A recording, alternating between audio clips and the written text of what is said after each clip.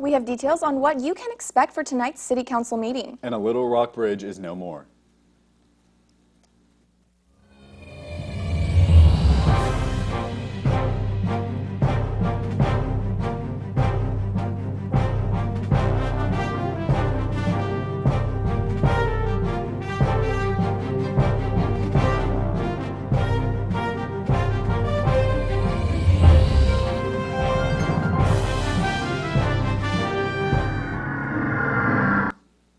Welcome to HU16 Live at 5. I'm Grace Nichols. And I'm Hunter Hoagland. Our top story tonight.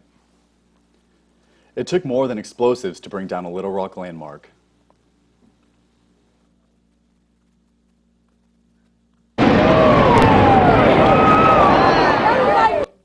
An explosion that was supposed to demolish what was left standing of the Broadway Bridge this morning generated little more than smoke, noise, and questions when it did not collapse.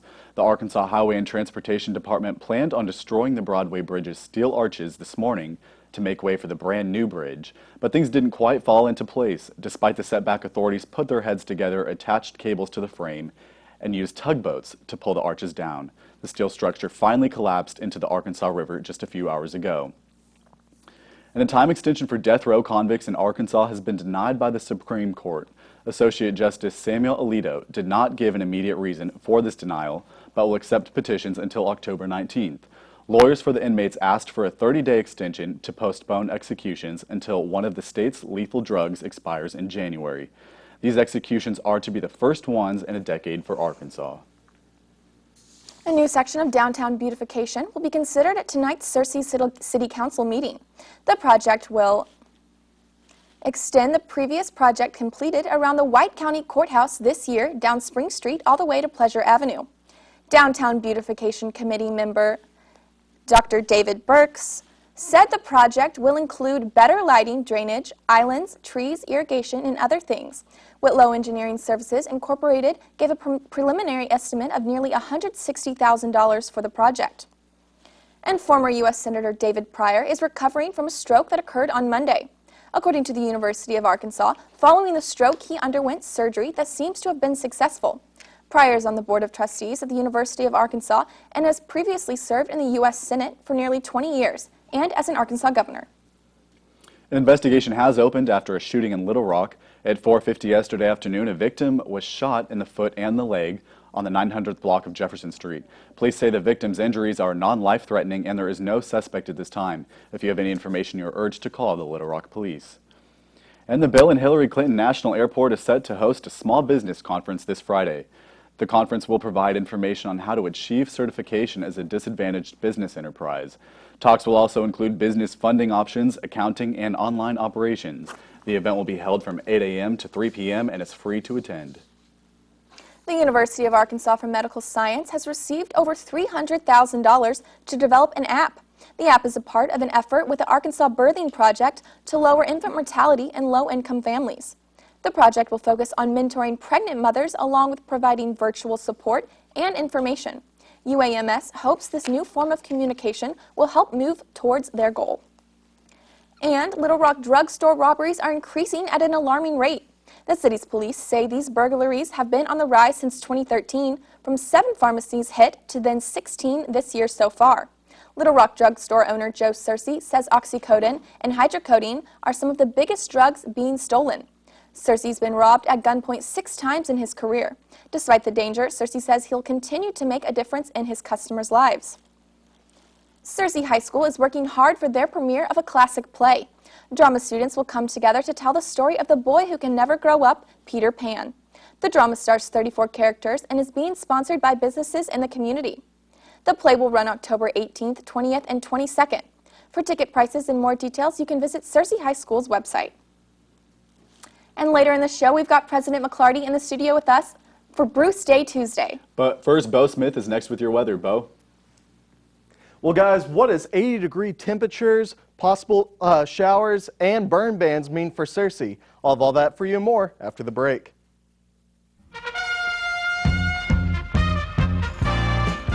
While lions are notorious for their voracious appetites, they spend a great deal of time feeding other creatures.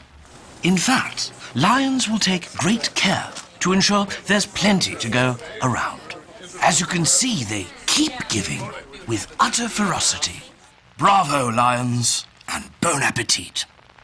Do good, be a lion.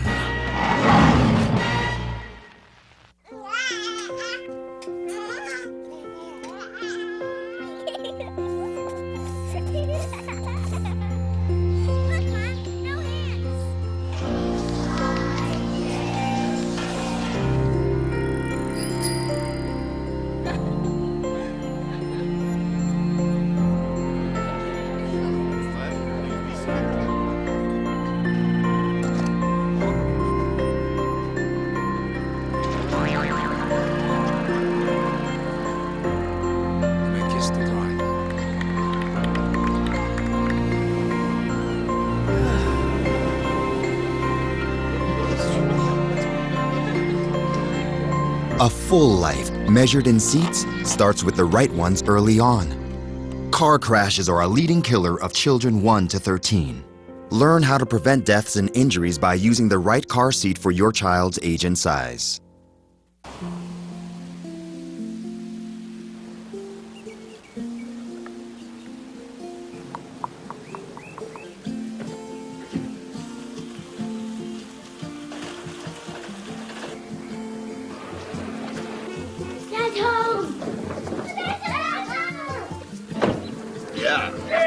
The smallest moments can have the biggest impact on a child's life. Take time to be a dad today.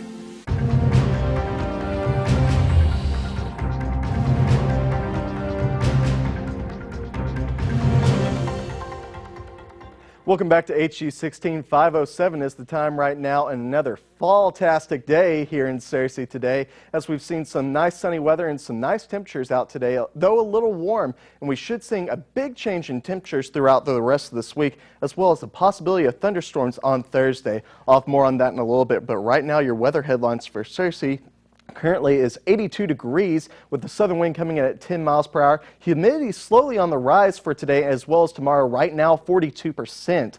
According to our almanac for today here in Searcy, the average high is 78 degrees with the average low of 48. The record high was set in 1963 at 96 degrees, while the record low just 16 years ago in the year 2000 set at 35 degrees. Let's take a look at our country service map right here. As you can see, still not a lot going on here in the southeast of the country, and of course not here in Arkansas, but these rains coming in from the north are slowly moving down towards the south and will be going through Arkansas over the next couple of days, as well as this cold front that will be bringing in some cooler temperatures as well, mixed with those low pressures right there. Going to be bringing some nice heavy rains, might even cool off the temperatures, and as you can look right here, according to our temperature map of the country, most of the country coming from the south up, now experiencing temperatures up in the 80s to the mid 80s, almost going into the 90s. Another part of the country, though, is experiencing temperatures in the 70s. And as you can see right here for Arkansas, what does that mean with the drier air and the warmer temperatures? Well, it's bringing in a possibility of burn bans. As you can see right here in the southeastern part of the state is where you're seeing most of the burn bans. White County right now, not seeing anything, but our next door neighbor here in Faulkner County experiencing some burn bans. So what we could be seeing is a possibility of burn bans here in White County. And while you can burn stuff outside right now, doesn't mean it's always necessarily safe. Going into our next map right here, you are seeing a moderate chance of wildfires going crazy throughout the state, and that's included White County as well. Once again, the southeastern part of the state right here is where the wildfires can go extremely dangerous. So be mindful whenever you're burning leaves outside right now. But going into our temperatures of the state, of our current temperatures for the state right now, 79 in Fayetteville, most of the rest temperatures in the 80s. Monticello is the highest at 85 degrees. Now going into tonight's forecast for Searcy, partly cloudy skies with a low of 60, a little bit warmer than what we've been seeing for the last couple of days. Wind still coming out of the south at 5 miles per hour.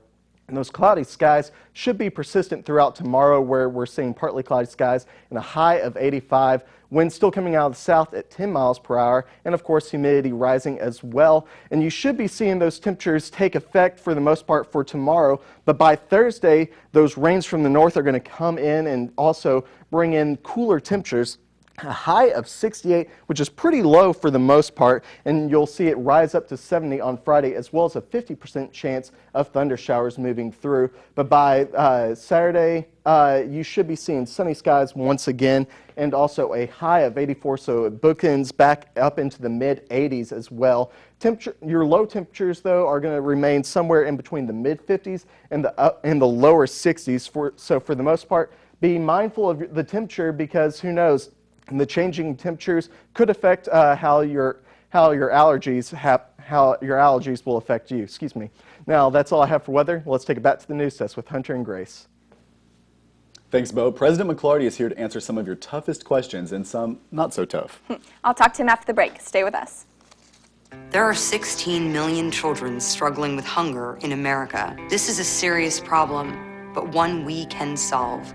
Visit feedingamerica.org to help. Together we can solve hunger. Together we're feeding America.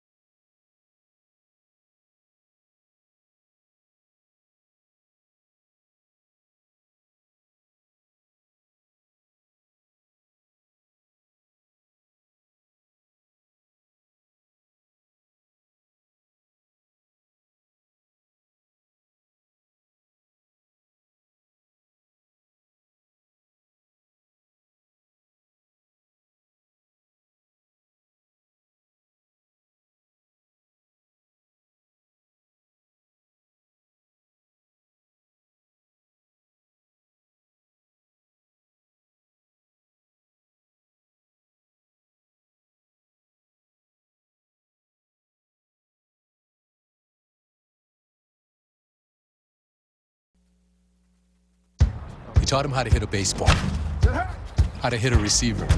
You even taught him how to hit the open man. But how much time have you spent teaching him what not to hit? Welcome back to HU16 Live at 5. I'm here with President Bruce McClarty for Bruce Day Tuesday. We have some questions that our students submitted that we're going to ask you. It's going to be just a fun little interview segment. And you're right off the plane. Where did you just come from? I've been in Branson, Missouri this morning, College of Business, their leadership seminar. So I went up this morning and spent 2 hours with them, and most of the time I was there, I just said, what do you want to talk about? So they asked me all kinds of questions about Harding and the presidency and my life story and all those things. Had a fun morning. Well, I'm so glad you're here with us. A little tired, but I'm glad you're here. Okay, now Muffin Chapel is coming up this Thursday. What is your favorite type of muffin? Probably say blueberry muffin. If it weren't for my teeth, it would be poppy seed lemon. Oh, I love that. Those are great. But they just stick in your teeth, and it's tough to eat it in a social setting, so I'll go with blueberry. Blueberry, yes. Yeah. Good option. All right, what is your favorite song of all time? There's a song called Walk on Faith by a former NFL football player named Mike Reed. I think it was probably out maybe back in the early 90s or something. I just love that song. Good throwback song you just like to turn on. That's right. What is your favorite drink from Midnight Oil? I'm really bland on all this. So decaf cappuccino. That's what I would order probably 9 times out of 10 that I'd go in there. I bet that's going to be a really famous drink now at Midnight Oil. All the students are going to come and order it. All right, now Panda Express or Chick-fil-A? A big debate here on campus. Oh, that one's painful. That's very painful. Let's go with Chick-fil-A for breakfast, Panda Express for supper. What do you like from Panda Express? Pretty much anything and absolutely everything. Yes, it's great. It's great. Coke or Pepsi? Always Coke. Always Coke, yes. Yeah. We're a Coke campus. Yes, we are, exactly, yes. All right, now what is the best time to go to the CAF?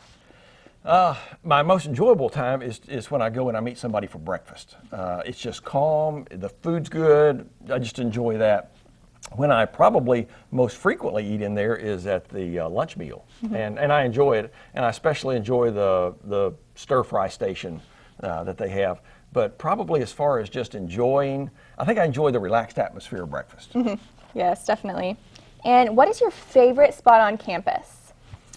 I love the whole campus. And somebody said the other day that doesn't even know me, but they follow me on Instagram. They said, well, one thing I know about him is he loves your campus, because I'm always taking pictures and all. I think maybe because I've been there the most lately, and because it's brand new, is the outdoor classroom. I think that's just a marvelous place, and the landscaping just went down, and it's a beautiful thing. It's a beautiful addition to campus. When can we expect that to be completely finished and students can use it? I hope yesterday. Yes. I haven't been in town for a few days, and I hope it was finished on Friday, and if not, it ought to be finished today. I'm sure students can't wait to be able to use that in their classrooms. It'll be a fun Waiting addition. for a beautiful day. Yes, definitely. What are some new events and projects going on campus that you'd like to talk about? Okay, the thing I'm probably most excited about are some of the ASI events for the spring. Eric Metaxas is coming to talk about, of all things, William Wilberforce and his book that we've read for the Harding Read. And then Ruby Bridges is coming in February, and she's the woman who's about my age, but when she was a little girl, she was famously depicted by Norman Rockwell in a painting about the integration time, segregation, and the civil rights movement. And she was pictured in a beautiful little dress with 2 federal marshals in front of her and 2 behind her as she's being escorted into school. And she'll be here in February. I'm excited about both of those. Can't wait to meet them. Yeah, those are awesome. I can't wait to be able to hear those speakers. Well, thank you so much for joining us for Bruce Day Tuesday. Students, if you have any questions, you can submit them on Twitter with the hashtag Bruce Day Tuesday. And we look forward to seeing you next week. Thank you so much. All right, we'll be back after the break with sports. Thank you. Happy birthday! Thank you, dear, very much. You're welcome. Thank you. You make me feel so young. You make me feel so spring has sprung. And every time I see you, You're not fooling anybody you know. Think young. Pass it on. A message from the Foundation for a Better Life.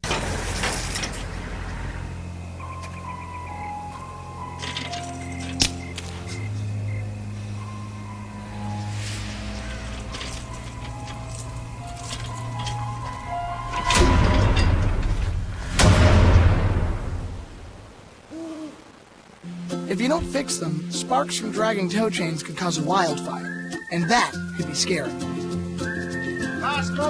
Only you can prevent wildfires. This new dad is picturing a tree house in the sky, but he's ignoring the instructions. Good luck, big guy. His kids know that he's building without a clue. Never been so good with nails and glue. Now we're trapped inside a box. I hope mom knows what to do.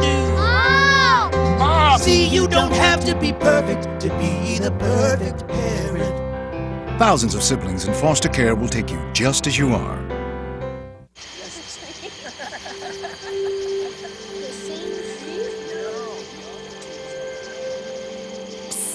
They're coming.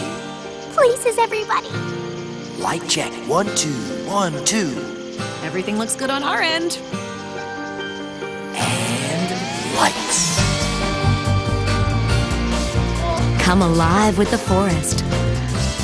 Visit discovertheforest.org to find a forest near you.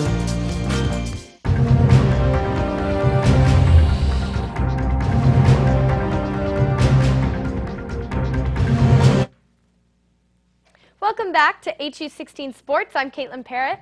Kicking it off with soccer, senior forward Barry Foster won the Great American Conference Offensive Player of the Week award. Foster had his second 2-goal game when he scored both goals in a shutout win against Southwest Baptist last week. And Foster now has 7 goals in 6 games against Southwest Baptist, including 3 game-winning goals. Congrats, Barry. And the men's golf team is currently in Missouri at the Midwest Region Preview. The golfers teed off yesterday, and Harding had 2 players in the top 20 after the first of 2 rounds. Sophomore Mason Banger was tied for 10th and shot an even par 72. And senior Alex Williamson was tied for 16th at 2 over 72. Harding shot 302 as a team in round 1, which put them in 6th place among 26 teams. And they just wrapped up the final round of the tournament a little while ago. They finished 5th overall and shot a 303 as a team. Great job, boys. And Lady Bison Golf is teeing off as well. The team is in Oklahoma at the GAC Fall Preview. They ended the first round yesterday in 6th place with a score of 335. Freshman Briley Alcorn carded an 82 to lead the Lady Bisons. And the second round was finished earlier today. Janye Mayo moved up 19 spots and finished tied for 5th. Her second round score was just 1 stroke off of the Harding record of 69. Harding had its best round since the spring of 2013, and they ended with a score of 316. Great job, ladies. And Lady Bison Volleyball is coming off of a hot weekend where they put their opponents away in the first 3 sets.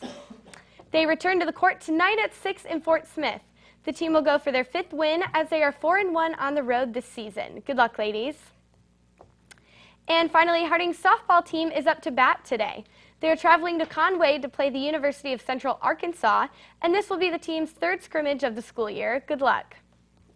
And that's all I have for sports. Back to the desk with Hunter and Grace.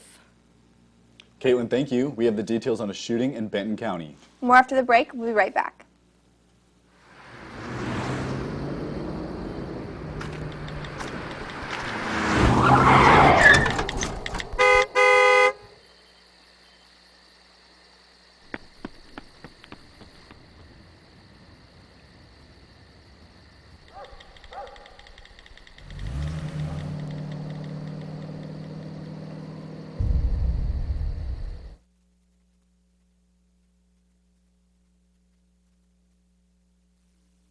Hey, Travis. Get some friends, loser.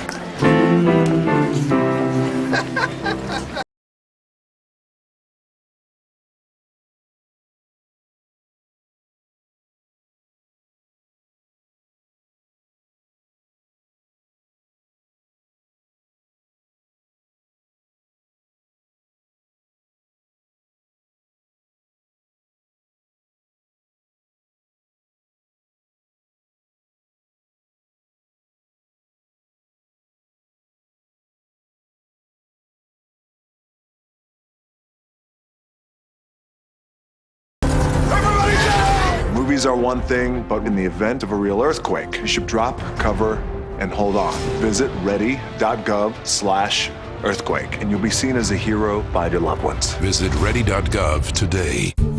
We explore dozens of complex subjects, but sometimes the world sees college students as being the same, lumps us together.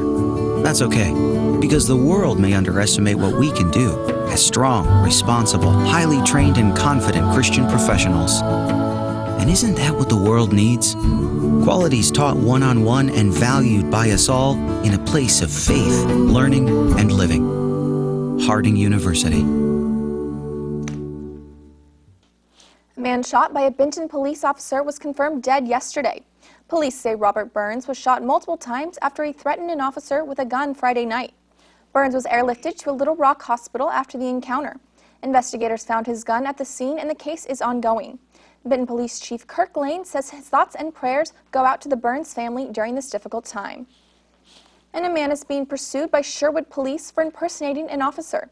A 22-year-old woman from Jacksonville was pulled over and told to step out of her vehicle by a tan-skinned man with a dark gray jacket and khaki pants. She refused to and called the police while the person jumped back into his white van and made a U-turn south on Arkansas 107. The department says that they are seeking a first-degree charge of criminal impersonation once they locate the suspect. The Smithsonian is recognizing Airmail, a Northeast Arkansas company, by placing it in its postal museum. Owner Harry Hergay says this technology was developed in the 1990s and helps banks save money by sorting mail into the order that it will be delivered, saving the U.S. Postal Service the step of sorting. Hergay says that the 1,400 banks nationwide use Airmail, including a majority of the largest banks in Arkansas. The exhibit will focus on the relationship between the U.S. Postal Service and the private industry. It may have been a rough presidential debate Sunday night, but there were still plenty of reasons not to pay attention to what the candidates were saying. CNN reports. What do a fly, a sniff, and a red sweater have in common? The power to distract us from a doozy of a debate. The fly got a lot of buzz. Any way he chooses. When it buzzed Hillary's brow. When they go low, you go high. It lingered on her finger, nestled on her chest, spawning more than a dozen Twitter accounts claiming to be the fly. Now, Hillary did not swat the intruder on her eyebrow. Her restraint caused some to compare her to the robot that didn't flinch on Westworld. But the fly made only a brief cameo. The sniffs were non-stop pests. Critics called the sniff a tell. The bigger the sniff, the bigger the lie. I apologize for those words. Last debate, the Donald suggested a bum microphone picked up his breathing. Most experts think the sniff is a nervous tic brought on by stress. But a biomechanics coach blames it on the Donald's posture, interfering with his rib cage, requiring him to sniff to get more oxygen to his brain. This undecided voter's sweater was nothing to sniff at. To meet our energy needs. Somehow smitten with Ken Bone's mustache and his red sweater, Twitter lit up. Not all heroes wear capes, some wear snazzy red sweaters. Izod tried to cash in, promoting the sweater, selling for $48.99 at Kohl's. And Ken Bone explained how he originally was wearing an olive suit to the debate. I split the seat of my pants all the way open.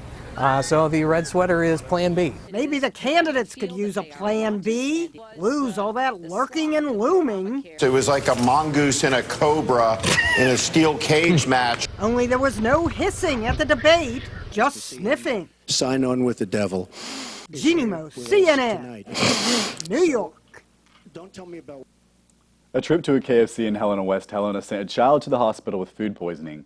Reports say the boy felt sick after eating the food and was taken to the ER where he began vomiting.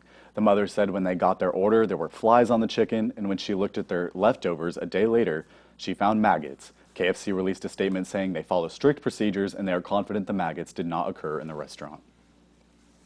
The Harlem Globetrotters are coming to Little Rock next year. The world-famous basketball performers will be featured at the Verizon Arena on January 31st at 7 p.m. Tickets go on sale Thursday, November 1st at 10 a.m. For more information, contact Verizon Arena. Tonight at 7 p.m., Tatiana Mann will be performing at Harding University for the Arts and Life Concert Series. Mann is a pianist who has traveled the world as a soloist and recitalist. She has degrees from Manhattan School of Music, the Royal Academy of Music in London, and the University of Minnesota. She will be playing works by Mozart and other famous composers. Tickets are $5 at the door and $3 if purchased in advance. Season tickets are also available for $10. You can purchase tickets and season passes at Harding's website under Concert Series. Before we say goodbye, we're going to take one more look at weather with Bo Smith. Bo? Well, guys, it's Arkansas weather at its finest right now with a bunch of really different temperatures and also a possibility of rain and heat. Let's take one last look at your weather right now. As you can see here on our surface map, we're seeing this from the north, a bunch of rain coming down towards Arkansas, where we should be expecting thunderstorms and everything along the way over the next couple of days, as well as some cooler temperatures. And that leads us to our 5-day forecast right now, where we're seeing just some partly cloudy skies for the most part tomorrow, then more clouds coming in on Thursday, and eventually thunder showers hitting on Friday. But by the time the weekend comes back, it should be sunny skies right ahead of us and back to warmer temperatures. We are seeing just a high of 68 on Thursday, so be prepared to bring out jackets for that day, as it's going to be really cold. And that's all I have with weather. Now let's take it back to the news desk. Thank you for joining us for HU16's Live at 5, where community matters. Stay tuned for a replay of today's chapel, and remember, you can always tune into HU16 on the link at streaming.harding.edu. Have a great evening.